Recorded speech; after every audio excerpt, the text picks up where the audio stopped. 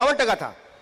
ये पूरे भारत की आबादी है, उस आबादी से आधा से ज्यादा ओबीसी वर्ग है और सबसे ज्यादा ओबीसी के साथ में अत्याचार अन्याय हो रहा है।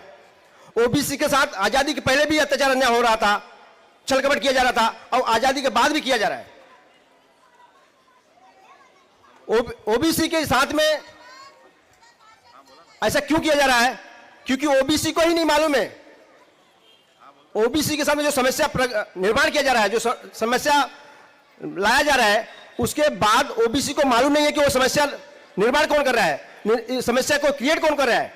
और जब ओबीसी को नहीं मालूम पड़ेगा तो ओबीसी की लड़ाई लड़ेगा कौन?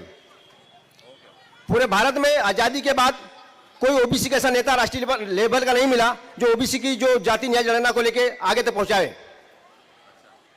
माननीय मूल निवासी नायक माननीय अमर मिश्राम जी ये ओबीसी के लिए पूरे भारत में आंदोलन किए और उनके माध्यम से 2008-18 में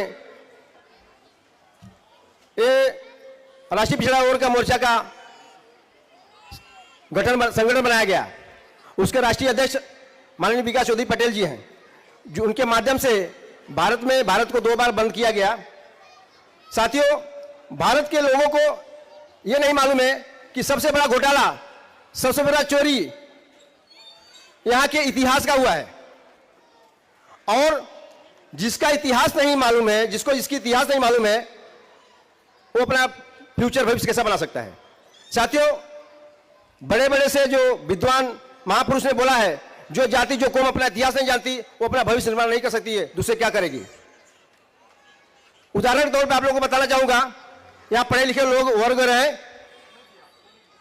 राष्ट्रपिता महात्मा ज्योति फुले का जन्म 11 अप्रैल 1827 में हुआ था और सर्वपल्ली राधाकृष्णन का जन्म 5 सितंबर 1888 में हुआ था। कम से कम उनसे 50-60 साल के पीछे। लेकिन आज भी स्कूलों में किसके नाम से छुट्टी मिलता है? टीचर डे मनाया जाता है। जबकि महात्मा ज्योति फुले ने पूरी जिंदगी गरीबों के लिए, अपने ओबीसी वर्ग के शूद्र अशूद्रकों के लिए उन्होंने जीवन भर संघर्ष किया और पढ़ाई का कारोबार चलाया। उनके नाम से कहीं पे टीचर डे नहीं मनाया जाता है। तो आज तक हमारे लोगों के साथ में यही होते आ रहा है कि हमारे महापुरुषों ने जो जो काम किया है, इसका श्रेय वो लोग ले रहे हैं। इसके लिए हम लोग को सोचना पड़ेगा, समझना पड़ेगा कि हमारे ओबीसी के साथ में ऐसा क्यों हो रहा है। साथियों, सबसे पहले इस समाज में हमारा दोस्त दुश्मन कौन है उसको पहचानना पड़ेगा। हमारा दुश्मन कौन है और दोस्त कौन है, इसकी जानकारी हमको लेना पड़ेगा।